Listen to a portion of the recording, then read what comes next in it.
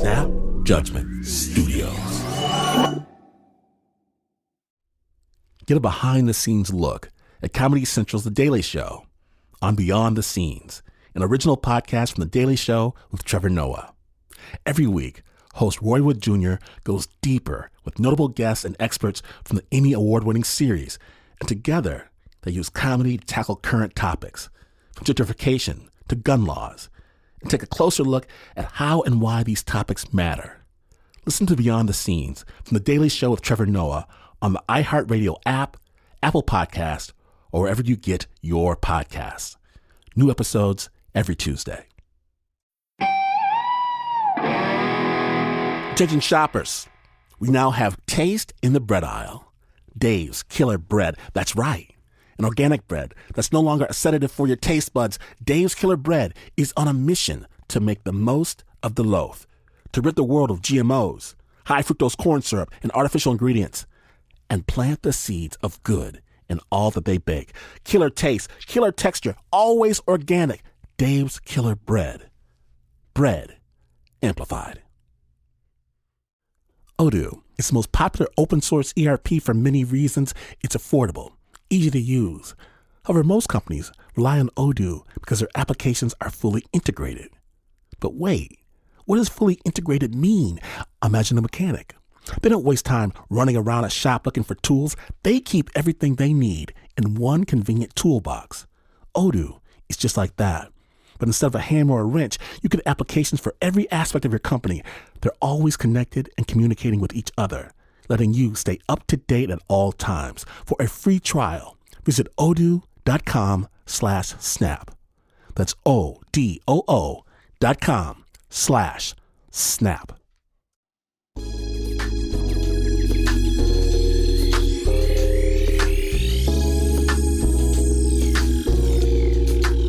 Okay, so high school.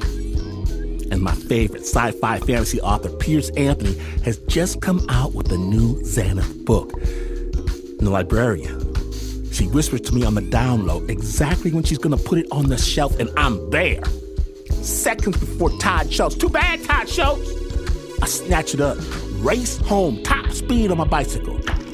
Stop at the 7-Eleven to get a bag of better-made red-hot barbecue potato chips and a bottle of Faygo Red Pop. I'm straight. Get home, coming through the back door, quiet. I don't want any trouble. Down the back stairs. Got my book, got my chips, got my soda pop, flop down on the couch. I open the crisp, never touched pages. Breathe the scent of brand new book and prepare to enter a dream world of magic.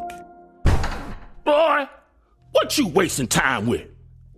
Oh, my father coming out the restroom. Nothing, just gonna read a book?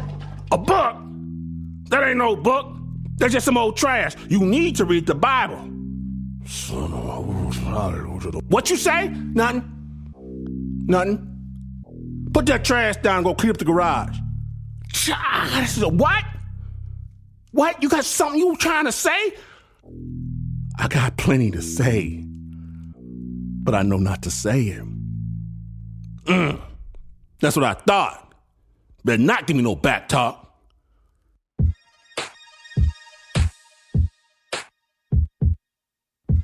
Well, I cowered it out then.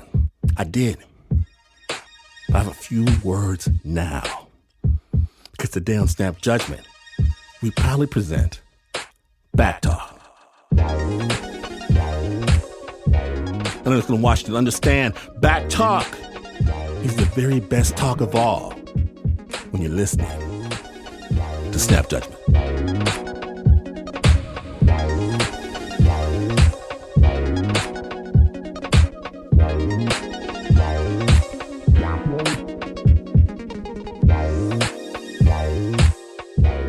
We begin 1994. MJ Fiev is a teenage bookworm living in the hillsides of Port-au-Prince, Haiti. MJ lives a real-life story from a real-life time and place that references domestic abuse and gun violence. Now, there's a trade embargo on in the country, meaning rolling blackouts and gas shortages. But it also means that school's out for the time being, which gives young MJ plenty of time to hole up in her room with her favorite activity. Snap Judgment. When I was 13, I was always reading. Reading was this way of seeing how other people lived, but also what my life could be.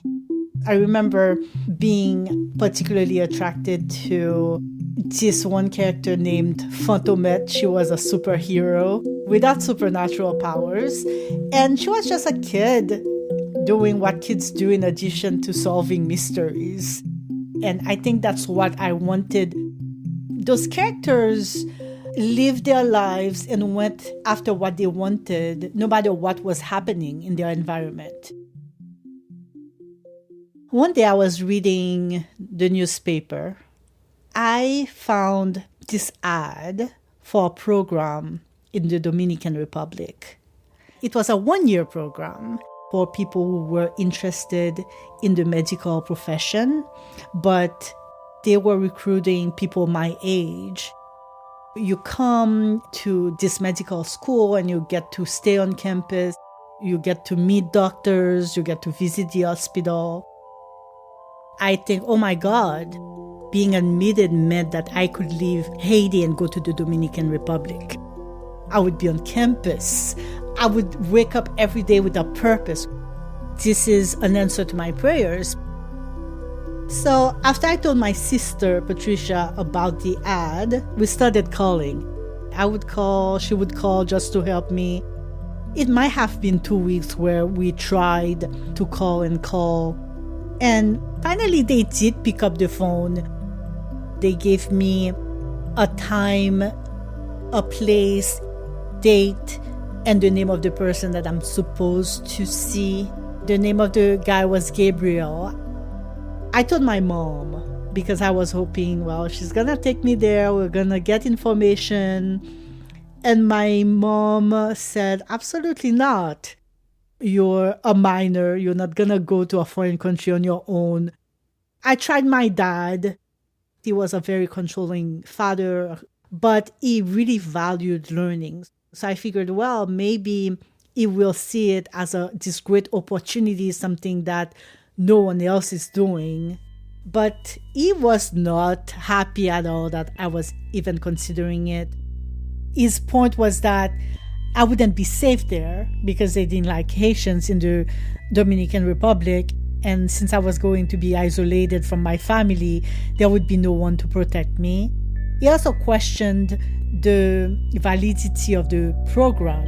He's like, well, I've never heard someone going to the Dominican Republic to become a doctor. I could understand some of his concerns, but that didn't stop me from wanting to go.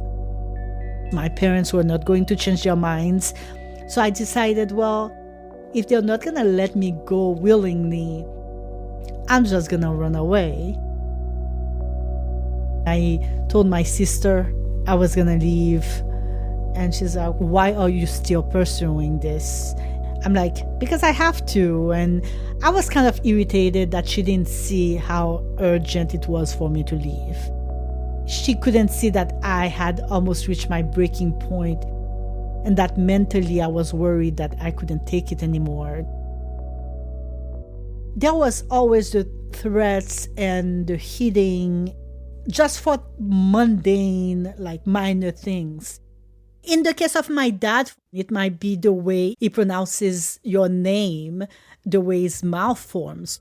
The expression changes slightly, or a movement with his hand showing that he's getting frustrated. My heart starts beating a little faster. I get goosebumps. It's like a little thing could set him off.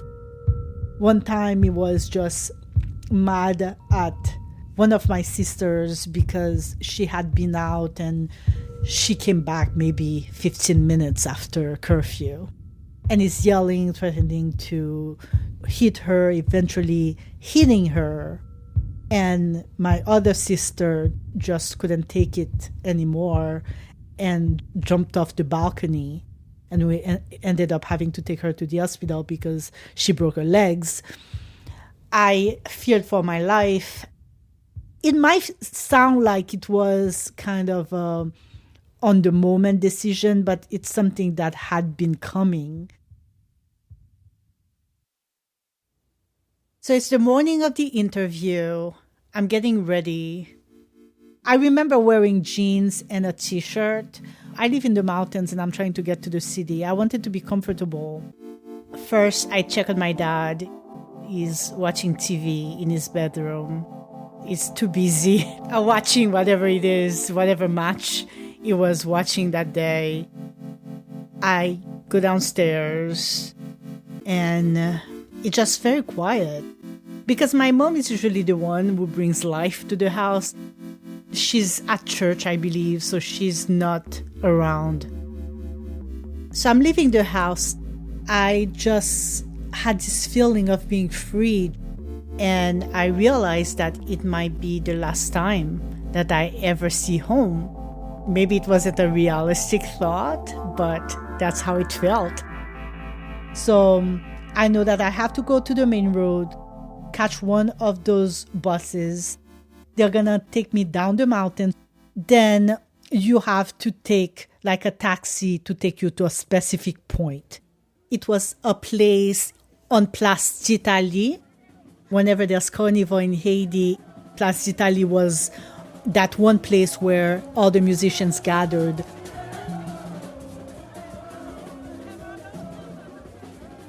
So I'm leaving the side road so I can get to the main road and flag down a bus. And there's a couple of stalls. There's this man selling cigarettes and candy and other things. I had never smoked in my life before, but I'm like, well, I can imagine this new person. She's sophisticated and free, and she's probably going to smoke. And I remember stopping by, buying a cigarette, and having no idea of how to even light it. Someone had to stop to tell me how to do it. And then, of course, I started coughing. So I had to just flag down a bus, and they stop.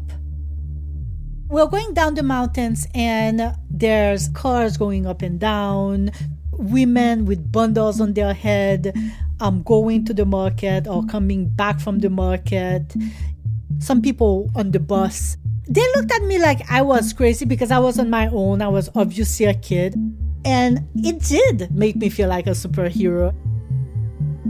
And that's where people really started telling me about what was going on downtown. And they were telling me to be very careful.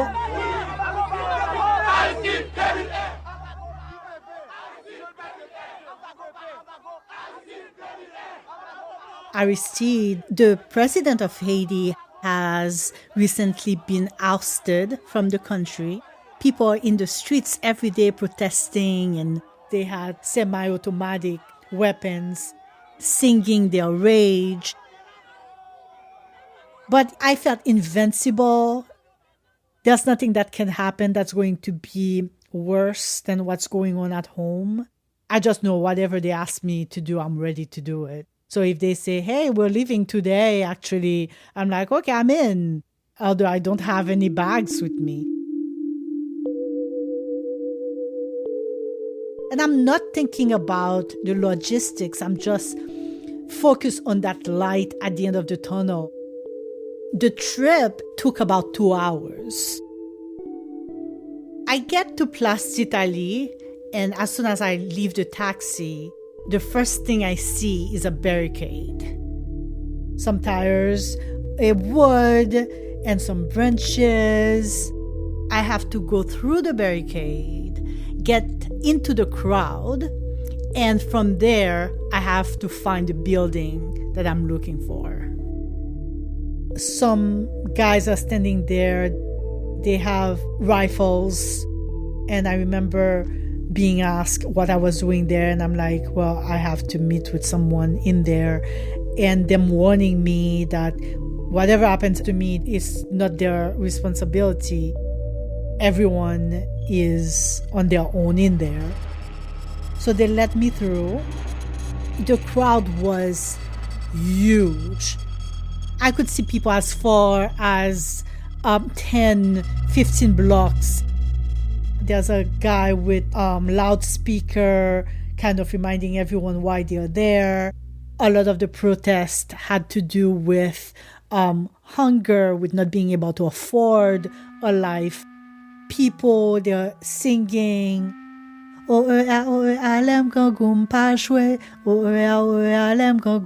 which basically means I don't kid around when I'm empty-bellied. There was another song about if Aristide, the president, was ever to return. Si Aristide n'a point les hommes, Seigneur. Si Aristide n'a point les hommes, Seigneur. Which basically means if Aristide comes back, people would get armed and attack.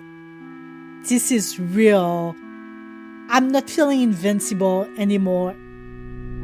But I'm going through that huge crowd and trying to make sure that I get to the building. Everyone is sweaty. You can smell Vaseline. You can smell Dax products. There was the green Dax. There was the black Dax. And I remember smelling both of them. The crowd is moving me. It's not like I see the building and I'm walking toward it. I'm trying to see the building. And before I know it, I'm in front of it. They told me a building, but it felt like a very private house. There were like a few pieces of furniture in there. People were playing dominoes. Someone was cooking lunch.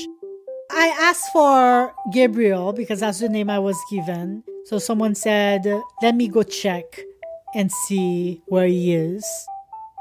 She comes back and she says, oh, well, apparently he's not here. He's out of town. Nobody knows where he is.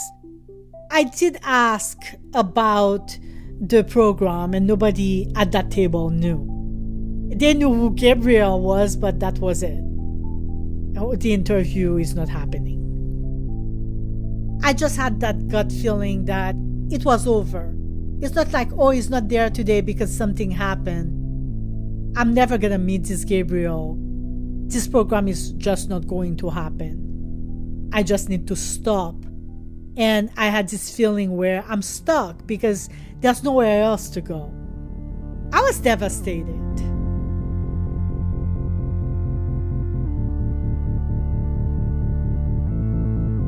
As soon as I leave the premises, I'm just engulfed again by the crowd. It feels even tighter than it was before. People were barely moving. And I feel like I can barely breathe. People are singing, people are yelling, pushing. It's really hot. I'm really thirsty. There's a sense that something was going to happen. I just couldn't put my finger on what it was.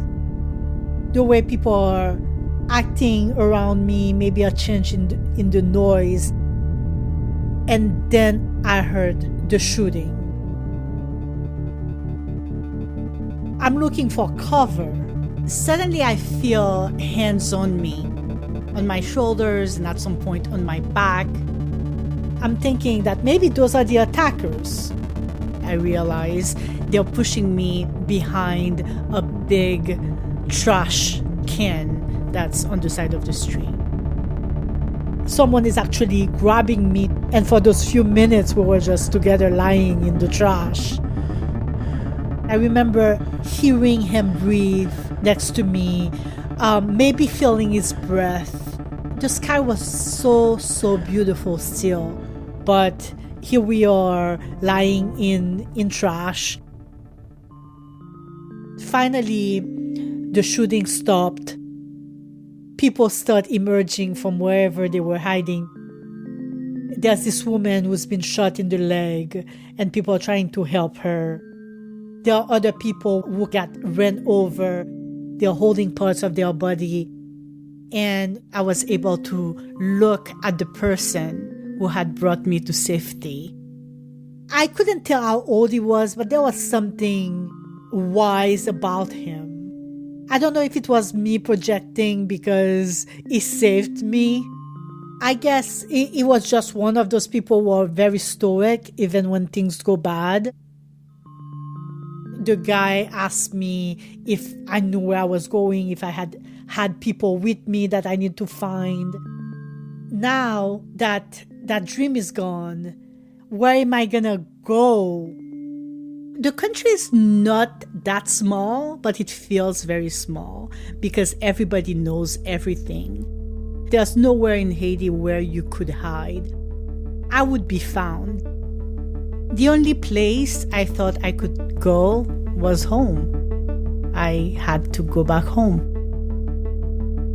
No matter what was going on at home, that was what was regular, what was normal. And I needed to go back to normalcy. He offered to take me home, and I said yes. I don't remember much talking on our way up the mountains because all I could do was replay what had happened. I didn't want to even talk about it, even to someone who had been there. It was still daylight when I got home.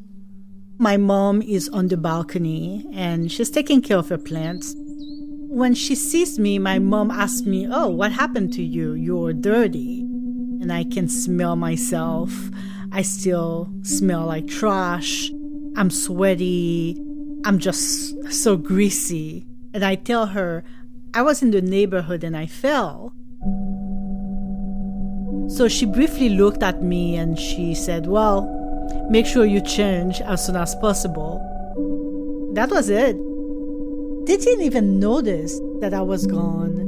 I felt that it was a reflection of what I had been going through the entire time. Like, I'm hurting on the inside, and many people don't even notice. I went straight in and washed up. It felt like a failure, but I felt that the intensity of the wanting to leave hasn't gone away. I was reading a book titled The Maid, and one quote was, "If the end is not happy, then it's not the end." So I'm like, what am I gonna do next? I had started getting a bag ready. I'm not packing a lot of things, just the basics like toothbrush, a few clothes, deodorant, a picture with me and my sister, and a few other things.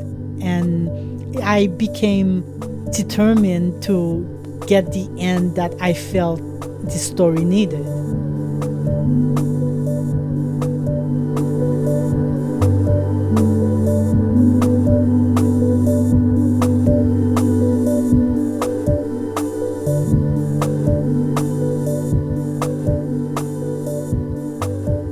The story of MJ Fieb was far from over. After high school, MJ did end up going to medical school, but she realized it wasn't quite her calling. She moved to the United States, where she now works as a full-time writer. You can read more about her childhood in Haiti in her memoir, A Sky the Color of Chaos. She's working on a book series that uplifts Black women and girls. You can check out all that and more at badassblackgirl.com. The original score for this piece was by Laline Saint-Just. It was produced by David Exume.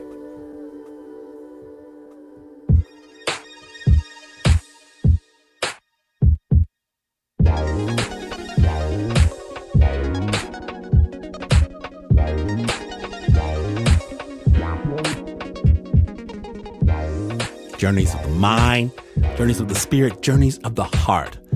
Snap Judgment. If you dig it, the best kept secret is there are plenty more where this came from.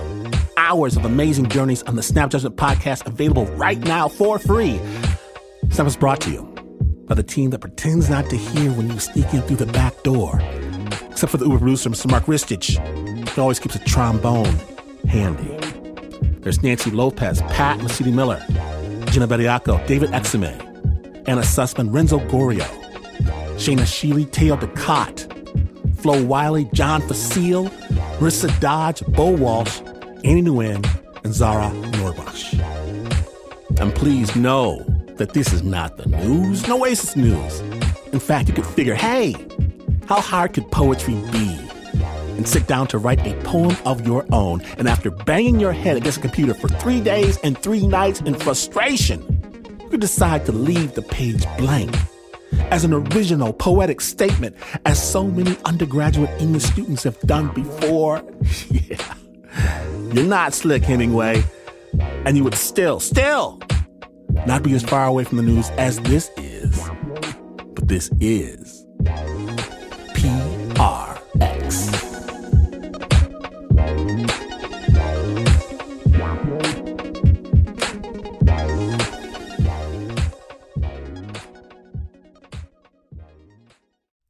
If you run your own company, then you need Odoo. Odoo is an affordable, all-in-one management software built to increase the efficiency and productivity of any business, regardless of size, budget, or industry. With Odoo's massive library of fully integrated applications, you can control every aspect of your company from anywhere, at any time. So ditch that old, outdated software and get more done in less time with Odoo. For a free trial, go to odoo.com/snap.